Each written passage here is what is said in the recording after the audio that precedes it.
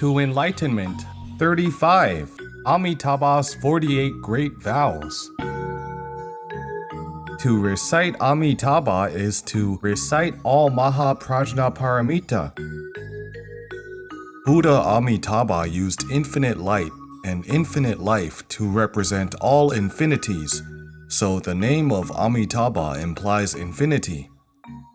Infinite light represents space, while infinite life represents time, which of course includes all phenomena of the entire universe.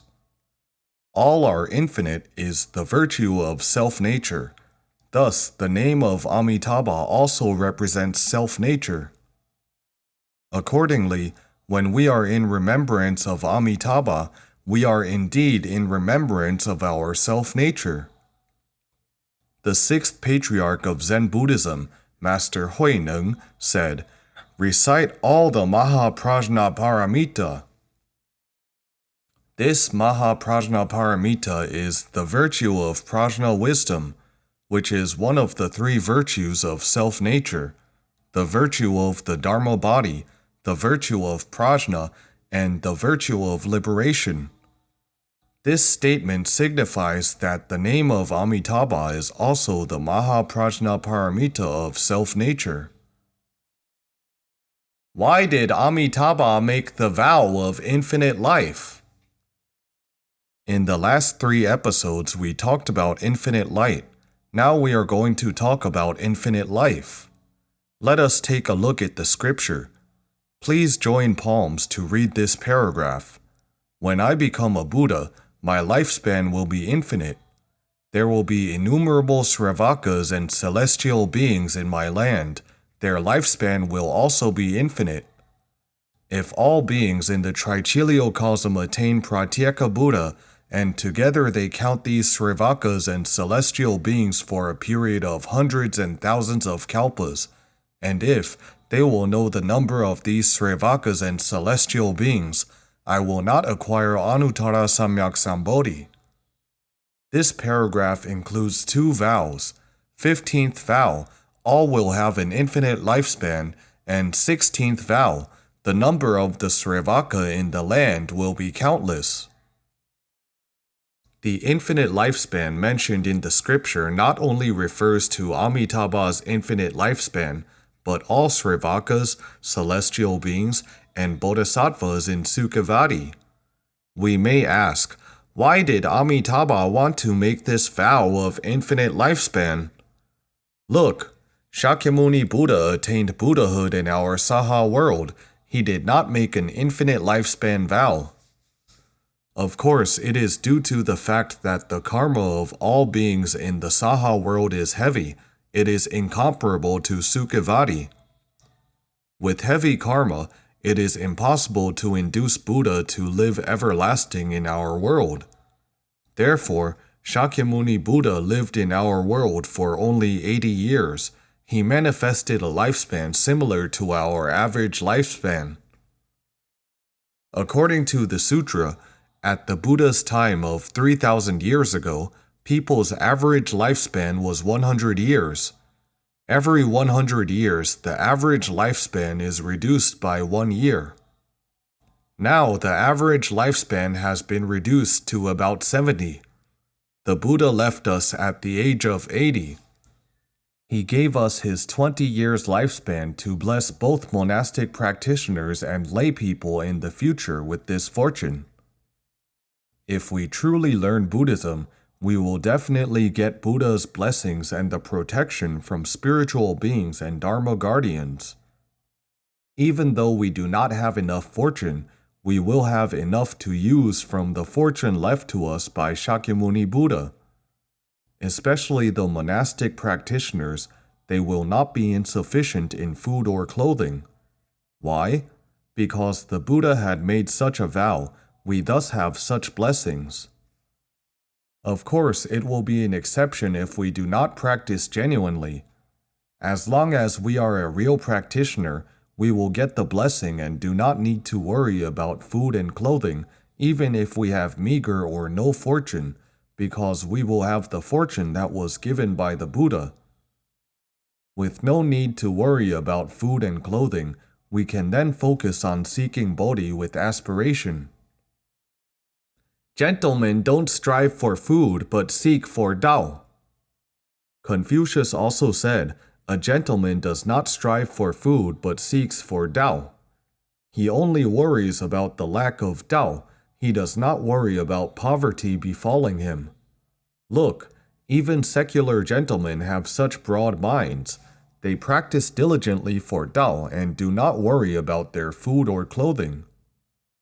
It is the spirit of neither seeking comfort in dwelling nor seeking contentment of eating. We must have this kind of aspiration and backbone. Only then can we resonate with Tao.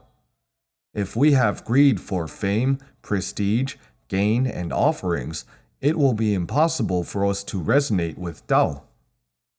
So even secular gentlemen know that if one wants to resonate with Tao, he must renounce fame, prestige, gain, and offerings.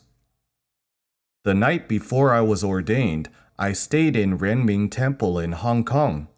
That night, it was very quiet in Renming Temple, where only a few monks reside. I went for a stroll through the yard. The moonlight above me was so bright and clear, very pretty. I went to prostrate to Buddha in the main shrine and made 3 vows at that time. I hoped that, after being ordained, I would firstly not ask almsgiving for food and clothing. I would rather starve to death than ask for almsgiving. Secondly, I would not become an abbot of a temple, because one would lack time and energy to learn and propagate Buddhism if one became an abbot. Thirdly, before I attained the state of Anutpatika Dharma Kshanti, I would never accept any monastery disciples or impart precepts, because I would not be qualified for such a high position. I made these 3 vows hoping not to manage people, matters, and money for all my life. Learning from our Shifu not to manage these 3 things, I only take care of studying and propagating Dharma. I am 40 years old this year. I am not sure if I still have 40 years left. If I have, I will do only one thing for the next half of my life: propagate Dharma to benefit others. Having this aspiration, we believe that Amitabha and all Buddhas in 10 directions will take care of us. We do not need to worry about what if there is no food tomorrow, how do I make money, etc. If I really do not have food tomorrow, I will just be hungry for one day. I have done an experiment myself. I fasted. Fasting for one day was no problem. 2 days with no food and I only got a little bit weak. No problem, I can still stand it. What about 3 days? If I did not make it for 3 days, I would be reborn into Sukhavati. That is good too. We have already left life and death out of consideration long ago and do not worry about food or clothing. This kind of mentality is really a big help for learning sutra teachings. Why? Because many of our delusions will be gotten rid of. We have seen many Buddhist venerables who are busy making a living.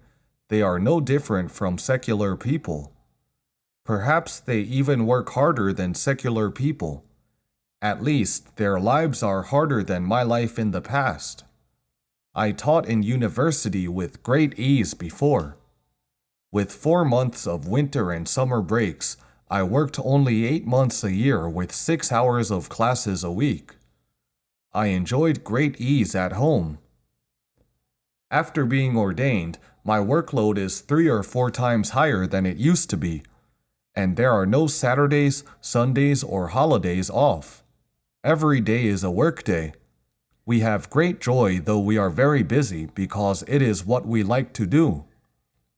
We read the books we want and do things we are willing to do. If one is busy rushing around to make a living, that is suffering. Infinite life is the #1 merit of Pure Land Buddhism. We have just inquired, why does Amitabha want to have an infinite lifespan? It is because all beings can then receive edification eternally under the infinite lifespan. All beings, especially those who are reincarnated in the six paths, suffer extremely. They are deluded, create karma, receive retribution, sinking into the bitter sea of endless six paths. If no one guides them, they would have nothing to rely on and would suffer excruciating afflictions. So the great enlightened Buddha brings forth mighty compassion. He attains Buddhahood and becomes the spiritual pillar and mentor of all beings in perpetuity. As if in a long-lasting dark night, he becomes a bright light for all beings and lights up their liberation path. This is Buddha's great, mighty compassion. When there is a Buddha, all beings will then have a place for refuge. Look, when we recite the three refuges, the first one is take refuge in Buddha. But where is Buddha? Only when he lives in the world eternally can all beings feel that there is a place for refuge. That is why Amitabha made the vow of infinite lifespan.